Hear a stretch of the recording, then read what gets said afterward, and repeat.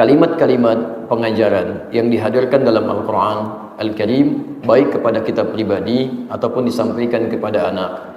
Ya, dalam menyampaikan apapun, memang kalimat pertamanya mesti dipaksakan. Ya, mesti dipaksakan. Sesuatu yang belum dibiasakan itu harus dipaksakan.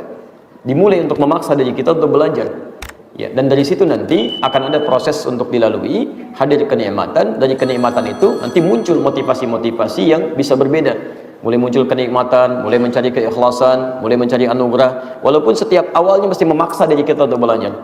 Nah, rumus menghadapi masalah ini, apapun yang Anda lakukan, termasuk menghafal Quran, itu akan ada 3 jenis ujian. Satu, masathumul ba'sa. Jenis pertama disebut dengan ba'sun, ba's. Akan ditimpa dengan yang ringan dulu. Ringan. Jadi ada ujian ringan dulu, ya. Penghafal Quran, awal-awal nggak pernah menghafal, baru ujian mulai ringan-ringan dulu. Yang tadinya baca Al-Quran, sekarang mulai baca Al-Quran. Dikasih dulu dengan motivasi, semangat, tiba-tiba muncul malas. Tiba-tiba melihat Quran nggak biasa, tulisannya beda dengan yang biasa dia lihat. Al-Quran begini, Al-Quran begini, gitu kan? Tiba-tiba muncul ngantuk, gitu kan? Padahal baca Al-Quran 1 jam begini, baca Al-Quran 10 menit begini, gitu kan? Bosan sih enggak, cuman cepat ngantuk. Anak misalnya, ya sedang malas-malasnya, antum tanamkan motivasi.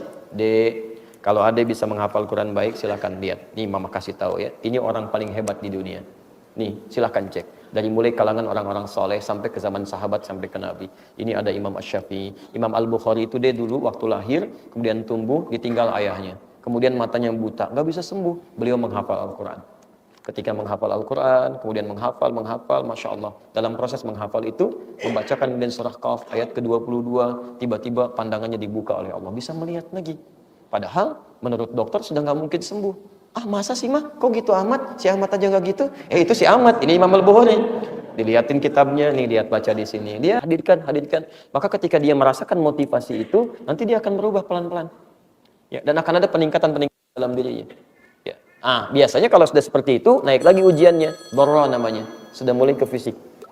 Ya, ke fisik. Sudah ada sentuhan-sentuhan. Seperti Anda yang biasa kumpul-kumpul, kemudian boleh mau ke masjid. Kelihatan teman Anda. Kok tumben nih nggak kumpul? Masya Allah, sudah soleh ya? Soleh, Masya Allah. Padahal nama Anda Rahmat misalnya. Ya. Kadang-kadang bukan gangguan orang, tapi mungkin ada gangguan finansial, gangguan-gangguan di perjalanan. Kadang harus nyari guru sampai perjalanan jauh, tiba-tiba menemukan guru yang bagus. Baik, yang terakhir zilzal. Zilzal itu ujian yang mengguncang kepada jiwa. Ya, kadang tiba-tiba misalnya dirundung satu persoalan yang membuat kita terhambat menghafal. Ada ujian kematian. Bismillahirrahmanirrahim. Assalamualaikum warahmatullahi wabarakatuh. Anak saya kelas 2 SD dan program tahfidz. Alhamdulillah sudah hafal 2 juz, Masya Allah. Namun proses menghafal sangat berat karena Ananda melakukan belum dari hati, masih karena diperintah. Bagaimana menumbuhkan keikhlasan Ananda dalam menghafal Al-Quran? Taib. Dan kedua, Maryam didoakan oleh orang tuanya sehingga setan pun tidak bisa mendekati karena ada hijab. Apa itu lafaz doanya? Taib. Untuk yang pertama, Bapak dan Ibu sekalian, kalimat-kalimat pengajaran yang dihadirkan dalam Al-Quran Al-Karim, baik kepada kita pribadi ataupun disampaikan kepada anak. Ya, dalam menyampaikan apapun, memang kalimat pertamanya mesti dipaksakan. Ya, mesti dipaksakan. Sesuatu yang belum dibiasakan itu harus dipaksakan. Dimulai untuk memaksa diri kita untuk belajar. Ya, dan dari situ nanti akan ada proses untuk dilalui, hadir kenikmatan. Dari kenikmatan itu nanti muncul motivasi-motivasi yang bisa berbeda. Mulai muncul kenikmatan, mulai mencari keikhlasan, mulai mencari anugerah. Walaupun setiap awalnya mesti memaksa diri kita untuk belajar. Jangankan anak-anak, Anda sekalipun ingin datang ke ta'lim ini mesti memaksa diri dulu. Ya, minimal Anda harus menepikan kegiatan-kegiatan lain dulu. Mungkin ada hujan, mulai dari gerimis, mulai dari hujan cukup deras gitu kan. Itu ujian. Ini menunjukkan bahwa pertama, setiap apa yang kita inginkan, yang kita harus raih, jangankan urusan dunia, bahkan urusan akhirat, itu mesti punya rencana yang jelas, motivasi yang kuat, plus pemaksaan kepada diri kita untuk mewujudkannya. Kalau diri ini tidak dimotivasi untuk memaksa diri menjadi lebih baik, tidak mungkin Anda bisa meraih itu. Anda kalau nggak paksa belajar supaya mendapatkan nilai yang bagus besok saat ujian, hanya urusan dunia, Anda nggak akan bisa raih itu. Ya, jadi konsep pertama ketika ingin mendapatkan apapun, maka kita mesti memaksa diri kita dengan cara terbaik untuk mewujudkan itu. Hanya persoalannya bagaimana mendefinisikan dan kemudian melakukan proses pemaksaan ini dalam konteks tanda petik ya, menjadi kalimat yang lebih baik, kemudian dengan praktek-praktek yang terbaik. Ya, jadi kalimatnya oleh para motivator diganti oleh para motivator ya, dari kata pemaksaan menjadi kata motivasi yang kuat. Ya, tumbuhkan kekuatan, tumbuhkan manfaatnya, tumbuhkan manfaat-manfaat yang bisa didapatkan kalau kita bisa meraihnya. Itu sebetulnya pemaksaan juga pada diri kita, supaya kita bisa meraih itu. Nah, saya turunkan dulu fitrah dari Al-Quran ketika ingin meraih sesuatu, kemudian turunan-turunan untuk mendapatkan kenikmatan-kenikmatan yang diharapkan. Fitrah pertama, setiap Anda ingin mendapatkan kebaikan, atau faidah apapun dalam kehidupan dunia kita, atau bahkan akhirat kita, itu pasti akan berhadapan dengan tantangan. Saya ulang, pasti akan berhadapan dengan tantangan. Pertama, untuk menguji kesungguhan kita dalam meraih apa yang kita harapkan itu. Dan yang kedua, pelan-pelan, dari sisi pendekatan pandangan syariat, untuk menghadirkan pahala-pahala yang dijanjikan oleh Allah Subhanahu wa Ta'ala supaya bisa kita raih. Nanti tolong ingat betul ya, pahala itu terletak bukan pada hasilnya, tapi pada prosesnya. Antum mulai dari berangkat ke ta'lim ini, kan nggak dilihat hasilnya. Apakah yang dihafalkan sekian ayat, sekian hadis, sekian persoalan. Belum tentu semua materi yang saya sampaikan, antum bisa tahu semuanya. Tapi yang dinilai oleh Allah, dari mulai kesiapan Anda mau berangkat, Masya Allah, dari mulai melangkahkan kaki, dari masuk ke masjidnya, dari sholat 2 rakaat tahiyatul masjidnya, dari mulai menyimaknya, itu Masya Allah, banyak ayat dan hadis bertebaran di sini. Karena itu, kita mulai kemudian keluarkan dulu turunan ayatnya, surah kedua Al-Baqarah, ayat 214, posisi paling kanan sebelah bawah. Baik. 1, Quran, surah kedua, ayat 214. Di mushaf standar, posisi paling kanan sebelah bawah, sebelum ayat 215 yang terakhir. Ya. Kemudian, solusi mengatasinya, ini menarik nih. Ada di Quran, surah ketiga, surahnya naik satu tingkat, ayatnya 142, di Masya Allah. Di yang 214, duanya diakhirkan ke belakang, kemudian urutannya jadi 142, posisinya paling kiri sebelah atas. Ini tantangannya, saya tidak mengatakan masalah ya, karena psikologis manusia kalau disebutkan masalah, minimal malas untuk menghadapinya, dan jadi beban. Makanya setiap menghadapi persoalan-persoalan kehidupan, jadikan tantangan. Ujian untuk kita meningkatkan mutu kebaikan kita. Ada tantangan di sini. Di sini solusinya. Kemudian kaitan dengan Al-Quran. Tadi ada di Quran surah, misalnya perintahnya di Quran surah ke-54 terkait menghafal ayat 17, ayat 22, ayat 32, ayat ke-40. Proses menghafalnya mengikuti contoh Nabi SAW di Quran surah 75 ayat 16 sampai dengan ayat 18. Cara meraih anugerah ini ada di Quran surah kedua ayat 282 di ujung ayatnya. Ya, posisi paling kiri sebelah bawah. Tadi yang saya sebutkan di balik tantangan ini ada pahalanya di Quran, di hadis, pakai hadis dulu. Riwayat Ibnu Majah saja, ini yang paling lengkap. Ada di redaksi di hadis Muslim, di At-Tirmidzi juga ada, tapi ini yang paling lengkap. Nomor hadis 233 dari sahabat Abu Darda.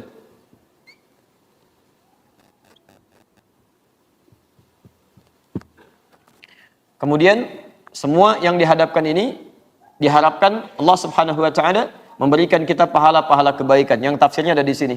Ringkasannya ada di Quran, di Al-Quran surah ke-67 Al-Mulk ayat yang kedua. Baik. Solusi hadis Qurannya kalau sedang malas, butuh motivasi kan, sampai nanti hadir keikhlasan karena Allah, ada di At-Tirmidzi, hadis riwayat At-Tirmidzi. Nama aslinya Muhammad dari Tirmidzi, dikenal dengan At-Tirmidzi, nomor hadis 2910 kan? Ini yang baru baca. Kalau belum lancar, nomor hadis 2920. Kalau sudah mulai menghafal, nomor hadis 2915. Sampai mendapatkan keikhlasan. Keikhlasannya ada di hadis riwayat Al-Bukhari. Nomor hadis yang pertama. Dari Umar bin Khattab radhiyallahu ta'ala anhu. Ini gambaran dalilnya. Baik. Bismillah, saya agak pelan-pelan dulu ya. Kita mulai dari yang pertama. Setiap orang yang mengharapkan keberhasilan dalam hidupnya, apalagi ingin meraih surga dengan pahala-pahala yang dia persiapkan saat di dunia, itu tidak otomatis bisa melakukan semua harapannya dengan mudah. Lihat kalimatnya, am hasibtum an tadkhulul jannata walamma ya'tikum mathalul ladzina khalau min qablikum. Apa Anda duga begitu mudah mendapatkan surga, ingin meraihnya, sementara Anda belum mendapatkan ujian menghadapi tantangan-tantangan seperti orang-orang dulu yang dijamin masuk surga pun menghadapi ujian. Saya mau tanya pada antum, Nabi Muhammad SAW dijamin tidak masuk surga? Dijamin masuk surga, dekat dengan Allah, dijaga dari kesalahan, masuk surga tanpa hisab, surga tingkat paling tinggi. Apa Anda kira nggak ada ujiannya? Ada. Ujian bagi dirinya, ya, beliau dihina, beliau dicela, disebut seorang penyair, disebut tukang sihir, disebut dukun, dilempari bukan cuma dengan kata-kata, dilempari dengan batu juga saat di Taif, dituduh, istri beliau juga dituduh, keluarganya dituduh, Masya Allah. Dan itu dihadapi dengan indahnya. Nabi dicela, Rasul dicela, bahkan malaikat dicela, bahkan Allah pun ada yang mencela. Anda Nabi bukan, Rasul bukan, malaikat bukan juga Allah, gak mau dicela. La haula wala quwwata illa billah. Ya, harus kita melihat, ya, barangkali di situ ada sesuatu yang harus kita kembalikan. Orang dulu Bilal dijamin masuk surga, ada ujiannya. Abu Bakar As-Siddiq jamin masuk surga, ada ujiannya. Masya Allah. Jadi semua menghadapi tantangan kehidupan. Anda pengen sukses belajar saja, ada ujiannya. Anak TK sekarang ada ujiannya, anak SD ada ujiannya, rapotnya begitu banyak. Ujian, dunia aja ada ujian, masa akhirat nggak mau ada ujian? Paham sampai sini? Nah, apa bentuk ujiannya? Ini sebetulnya yang harus kita pelajari dulu. Jadi kebanyakan orang ini mengeluh dengan masalah karena nggak kenal masalahnya. Harusnya antum saat mulai tumbuh itu belajar masalah kehidupan yang ada di Quran. Masalahnya begini, solusinya begini. Jadi ketika Anda menghadapi masalahnya, Anda nggak akan kaget, nggak akan larut dalam kesedihan. Silahkan cek semua ayat yang mengatakan ikuti petunjuk kami, ujungnya akan ditutup dengan tidak akan larut dalam kesedihan dan kegalauan. Ya. Bahkan Adam alaihissalam ketika pertama diturunkan itu bersanding dengan petunjuk kehidupan. Quran surah 2 ayat 38, posisi paling kanan sebelah atas. Qulna ihbitu minha jami'a. Turun kalian semua ke muka bumi. Adam, istrinya, keluarganya turun. Masya Allah. Fa imma ya'tiyannakum minni huda. Kalau nanti saat turun, kami akan turunkan petunjuk kehidupan bersamaan dengan turunnya. Faman tabi'a hudaya, ikuti petunjuk kami ini. Ikuti betul. Fala khaufun alaihim walahum yahzanun. Maka kami jamin hidupnya tidak akan pernah khauf, gelisah, galau, takut, walahum yahzanun, dan tidak akan pernah merasakan sedih dalam kehidupan. Petunjuknya diberikan kepada Adam, tapi isyaratnya hum, mereka. Semua anak keturunan Adam kalau ikut petunjuk ini, Masya Allah, dijamin oleh Allah. Bahkan setiap berganti generasi diberikan petunjuk yang sesuai dengan kebutuhan umatnya. Sampai di masa Nabi Muhammad SAW, kalimat yang sama disebutkan. Begitu beliau diutus, diiringi dengan hudan, kalimat sama. Quran surah kedua ayat 185, posisi paling kiri di pertengahan. Syahrul Ramadan alladzi unzila fihil Quran hudan linnas. Fungsi Al-Quran dari Al-Fatihah sampai dengan An-Nas, fungsinya bukan sekedar bacaan, tapi hudan, jadi petunjuk kehidupan. Kalau Anda kerjakan ini, lihat ujung ayatnya, yuridullahu bikumul yusra wala yuridu bikumul usra. Allah menginginkan hidup Anda mudah, bukan susah. Jadi kalau ada orang yang hidupnya susah, di rumah tangga susah, di pekerjaan susah, kehidupan sosial susah, barangkali diantaranya dia nggak baca petunjuk hidupnya, sehingga banyak keluhan dalam kehidupannya. Kenali dulu. Nah, rumus menghadapi masalah ini, apapun yang Anda lakukan, termasuk menghafal Quran, itu akan ada 3 jenis ujian. Nanti ini teori dasarnya dulu ya. Nanti barangkali turunannya dalam kesempatan berbeda kita bisa adakan daurah atau ta'lim khusus tentang ini. Ya. Yang paling menarik, 1, masathumul ba'sa. Jenis pertama disebut dengan ba'sun, ba's, akan ditimpa dengan yang ringan dulu. Ringan, kecil-kecil dulu. Ya, kecil. Jadi inilah keadilan Allah. Tidak akan seseorang diuji dengan langsung seketika ujian berat, tidak. Kadarnya sesuai dengan kemampuannya. La yukallifullahu nafsan illa usaha. Allah tidak akan mungkin menitipkan satu ujian untuk meningkatkan kualitas hidup seseorang kecuali sesuai dengan kadar kemampuannya. Jadi ada ujian ringan dulu, ya. Penghafal Quran awal-awal nggak pernah menghafal, baru ujian mulai ringan-ringan dulu. Yang tadinya baca Al-Quran sekarang mulai baca Al-Quran. Dikasih dulu dengan motivasi, semangat, tiba-tiba muncul malas, tiba-tiba melihat Quran nggak biasa, tulisannya beda dengan yang biasa dia lihat. Al-Quran begini, gitu kan? Tiba-tiba muncul ngantuk, gitu kan? Padahal baca Al-Quran 1 jam begini, baca Al-Quran 10 menit begini, gitu kan? Bosan sih enggak, cuman cepat ngantuk.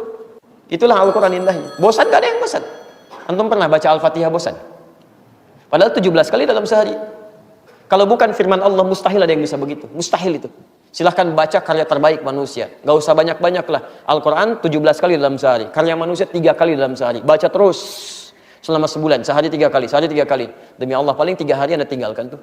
Udah hatam saya, udah hafal. Paling kesini Al-Fatihah, hatam, hafal, dibolak-balik juga Anda ngerti. Paham betul. Gak pernah tertukar.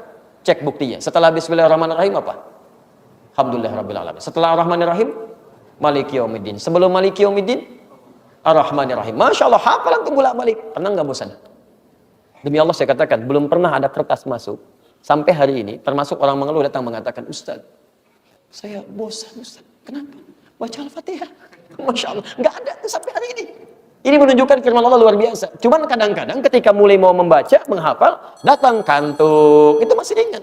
Ya. Seperti Anda mau ta'lim, mau ke masjid. Kalau belum terbiasa, itu dari mulai datang aja sudah mulai nggak enak perasaan. Karena belum terbiasa. Ke masjid, Masya Allah. Gitu kan? Tayyib. Nah, biasanya sudah mulai terbiasa ngambil pojok-pojok belakang dulu. Kan? Nanti kalau sudah terbiasa maju ke tengah, sampai paling depan. Alhamdulillah. Itu awal-awal. Ya.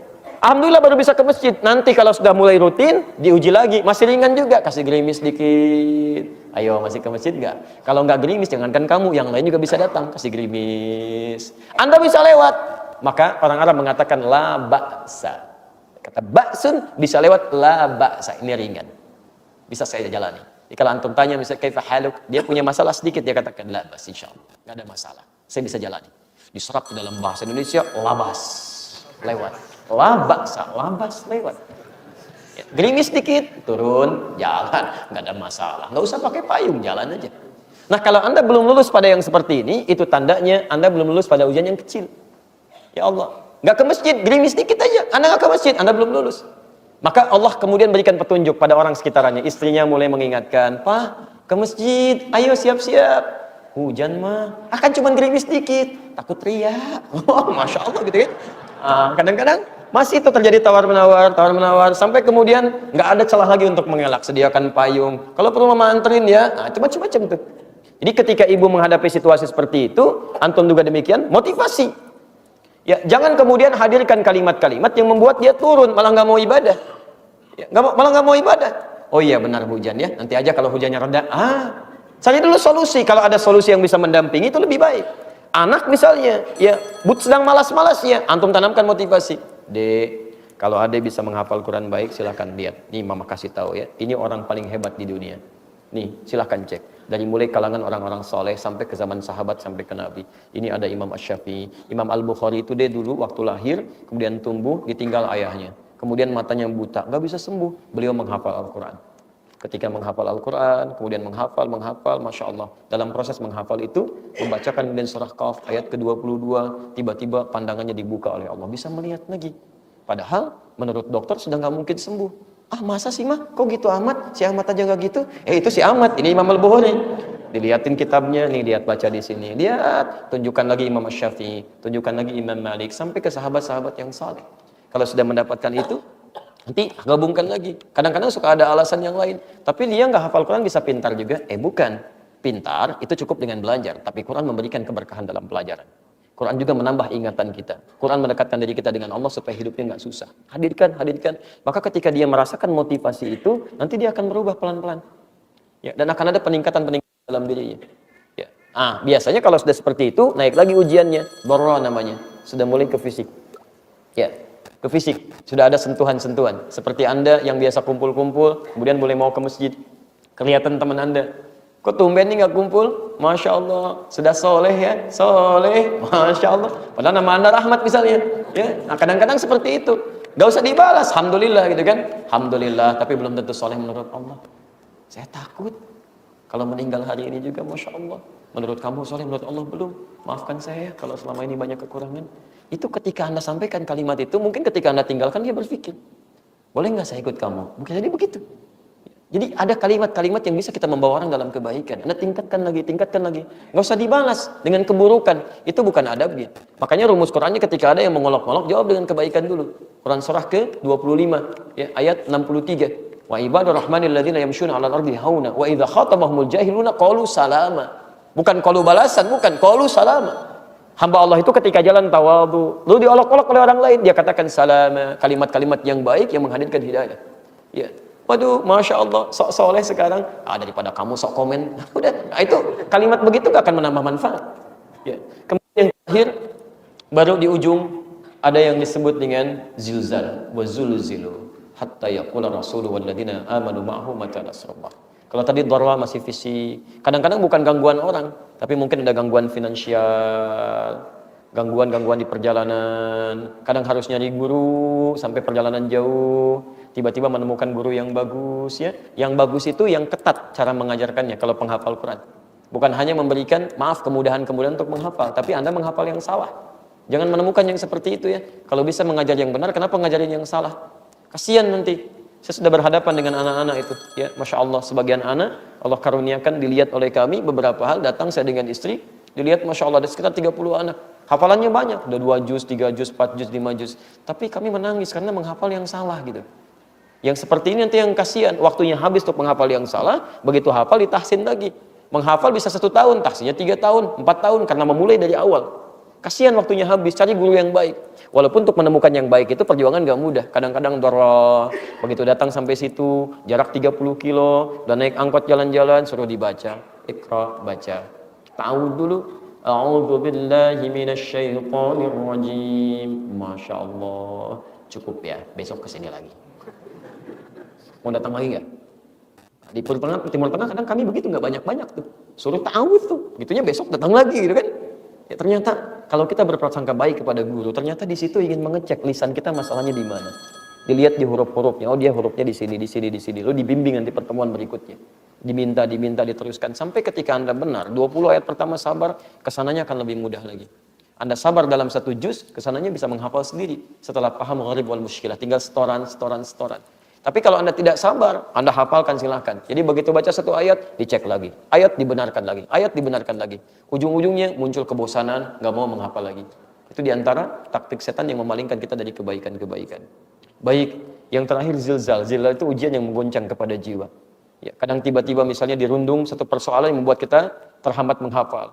Ada ujian kematian, ada ujian misalnya usaha mulai turun, ya, ada godaan-godaan yang lain. Disitulah kemudian kekuatan kita diuji oleh Allah Subhanahu wa taala. Apa tujuannya? Untuk meningkatkan amalan soleh kita. 1, dengan Anda terus konsisten menjalani ujian ini, maka pahala terus diberikan. Lihat bagaimana Allah memberikan pahala, ya. Setiap Anda menjalani proses kebaikan-kebaikan tadi, maka tujuannya ini, liyabluwakum ayyukum ahsanu amala. Ya, huwallazi khalaqal mauta wal haya. Allah ciptakan semua aktivitas dalam kehidupan, bahkan kehidupan dan kematian, tujuannya untuk menguji yang hidup supaya meningkatkan amalan. Liyabluwakum ayyukum ahsanu amala. Ketika Anda terus ditingkatkan, terus jangan putus asa, ya. Ada masalah tingkatkan lagi. Ketika Anda tingkatkan, ini pahalanya diberikan. Ini contoh untuk menuntut ilmu. Ya. Anda punya persoalan hujan sedikit, Anda bisa lewati, itu dari mulai siap-siapnya disiapkan pahalanya. Dari mulai berjalannya disiapkan pahalanya. Bahkan hujan yang menetes kepada Anda, setiap kalimat, setiap basahnya, setiap jalannya, itu akan menjadi saksi bagi Anda di akhirat bahwa Anda pernah melewati mereka. Akan bersaksi, jangan dikira nggak bicara. Bersaksi, ayatnya turun kok jelas. Idza zulzilatil ardu zilzalaha wa akhrajatil ardu afqalaha wa qala al-insanu ma lah. Ayat keempat, yauma idzin tuhadditsu akhbaraha. Pada saat itu semua yang dikandung bumi akan bicara kepada Allah dengan izin Allah, akan menyampaikan bahwa apa yang pernah kita lakukan di situ. Kalau antum pernah mengerjakan maksiat di satu tempat, maka bendanya semua akan bicara. Ya Allah, saya jadi saksi, si fulan menggunakan saya untuk bermaksiat kepadamu.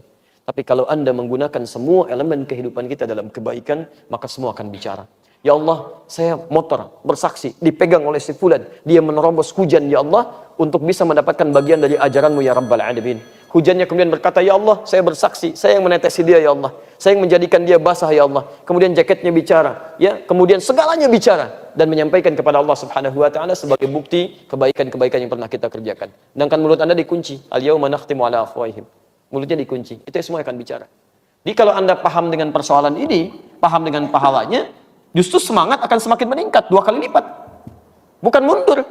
Kapan lagi saya akan disaksikan oleh hujan?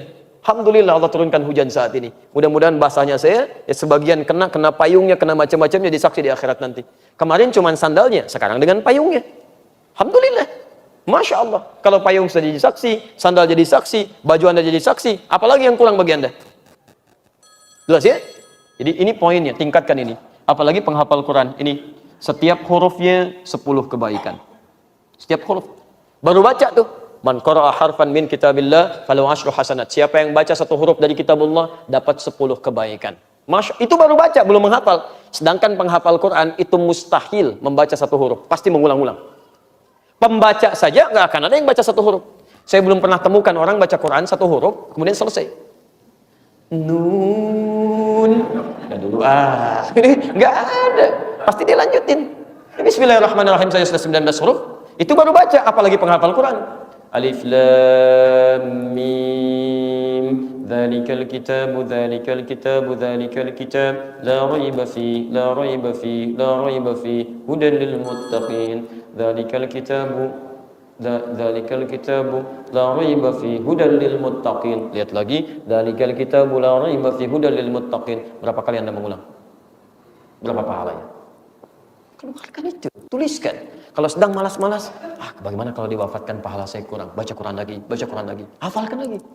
Ya, jangan menyerah. Aduh, kalau saya bagaimana ya? Ngulangnya kok lambat, beda dengan yang tadi. Ya. Dzalikal kitabu la raiba dzalika. Susah. Ketika Anda kesulitan mengejak pun, Nabi sudah menawarkan pahala lebih. Hadisnya riwayat At-Tirmidzi nomor hadis 2920. Walladzi yatata'ta huwa syaqqun 'alaihi, dan orang yang terbata-bata dan berat mengucapkan hurufnya, falahu ajran. Bahkan dia mendapatkan pahala 2 kali lipat orang yang lancar. Pahala pertama untuk bacaannya, pahala kedua untuk kesungguhannya untuk belajar. Masya Allah.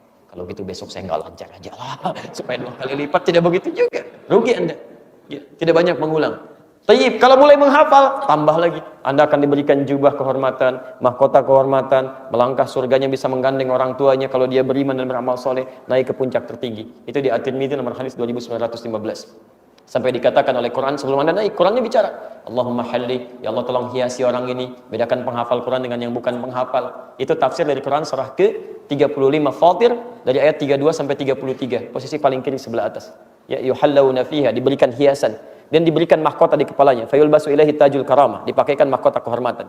Lalu kemudian faidah kepada kedua orang tuanya. Kalau keduanya beriman, memfasilitasinya, maka difirmankan untuk memberikan mahkota tambahan pada kedua orang tuanya, yang itu sinarnya lebih terang dibandingkan sinar yang masuk ke dalam rumah seseorang. Masya Allah. Setelah itu Qurannya bicara, Allahumma zidhu, ya Allah tambahkan penghafal Quran, bedakan dengan fasilitator. Fayulbasu ilaihi libasul karamah, maka dipakaikan jubah kehormatan. Sampai kemudian dia masuk ke surga, menggandeng orang tuanya. Maka dikatakan waqra waqar, silahkan baca dan kemudian naik ke surga. Fa inna akhira qiraatika akhiru manzilatika. Akhir bacaanmu di situ tempat tinggalmu. Maka mulailah terjadi banyak penyesalan. Yang biasa membaca 5 ayat menyesal karena dia sampai di situ, tempatnya di situ. Yang 10 ayat naik lagi ke atasnya. Masya Allah. Naik lagi, karena semakin naik semakin indah, semakin indah. Maka bagaimana dengan para penghafal Quran? Dia bacakan sampai puncak terakhirnya, sampai di paling ujung. Minal jinnati wan nas, puncak tertinggi. Ya Allah, bisa ditukar nggak ya Allah? Saya baca dari An-Nas dulu misalnya. Nggak bisa, tetap dari bawah terus sampai ke atas. Puncak tertinggi. Makanya, Masya Allah. Ya, saya sering katakan kalimat ini. Anak-anak di Palestina, Libya, itu berlomba menghafal Quran. Minimal kalau bukan untuk dirinya, dia ingin mengajak keluarganya naik ke atas serta. Perhatikan canda-candanya kalau belum hafal tuh, anak 4 tahun, 5 tahun itu. Kalau belum hafal 30 juz, nanti yang 30 juz canda sama temannya yang baru 15 juz, baru 20 juz. Nanti saya di surga sudah di atas, saya dadahin, kamu masih di bawah. Makanya Allah sayang dengan mereka. Lama-lama pulang. Tiba-tiba di atas ada drone dari Zionis itu kan, bawa bom. Apa Anda kira penghafal Quran akan lari? Tidak. Dia akan tunjuk pesawat itu. Itu di situ, di bom itu nama saya sudah diukir. Saya akan pulang duluan. Kata temannya, saya susul ayah saya. Kata kawannya, saya susul paman saya. Mereka nggak akan lari. Mereka mulai bermain-main. Di atas terlihat seperti orang-orang yang sedang berjuang. Latihan-latihan. Tiba-tiba bom itu datang. Kemudian senjata itu mulai memuntahkan pelurunya. Mengambil mereka satu persatu. Masya Allah, Anda mengatakan kasihan, kasihan ya Allah. Anda yang harus dikasihani. Karena mereka itu saking disayangnya oleh Allah sudah cukup. Kalian makan dunia, sepotong roti dibagi 16 orang. Mau minum airnya disaring dulu karena sudah diracun. Sudah kalian cepat kembali. Karena alam kubur lebih indah dibandingkan dengan dunia. Kami berikan nikmat pertama alam kubur. Quran surah ketiga ayat 169-171. Wala tahsabanna alladziina qutilu fi sabilillahi amwata bal ahya'un 'inda rabbihim yurzaqun. Jangan dikira orang wafat seperti ini karena Allah wafat begitu saja. Kami bawa dia, kami kemudian berikan nikmat yang terbaik di alam kuburnya. Masya Allah, saking indahnya sampai mereka berlomba-lomba mengatakan wa yastabshiruna bil ladziina lam yalhaqu bihim min khalfihim alla khaufun 'alaihim wa lahum yahzanun. Sampai kalau mereka mampu, mereka akan kembali pada keluarganya mengatakan, kalian jangan nangis ya, jangan sedih. Kalau bisa cepat ke sini ya, di sini lebih enak daripada di situ. Makanya kalau ada satu meninggal di Palestina, Masya Allah, dalam keadaan syahid, itu nggak ada yang menangis, bawa manisan, sampai Alhamdulillah, saudara kami sudah mendapatkan kebaikan di sini, mudah-mudahan kita pun bisa menyusul ke situ, bisa menyusul ke situ. Pertanyaannya, Anda di mana? Anda yang sering menangisi mereka, melihat kasihan kepada mereka, mungkin Anda yang kasihan. Allah sayang dengan mereka, 4 tahun, 5 tahun hafal Quran, tahu hadis, hidupnya bermanfaat, gak banyak lihat maksiat, di blokade, darat, laut, udara. Masya Allah. Makannya terbatas pada yang halal saja. Kadang-kadang Allah kirimkan lewat laut itu. Masya Allah, saking sayangnya sudah. Kamu cukup pulang ya, bekal sudah cukup. Hafal Quran, 4 tahun, 5 tahun, hafal Quran, dekat dengan Allah, wafatnya syahadah, kurang apa lagi?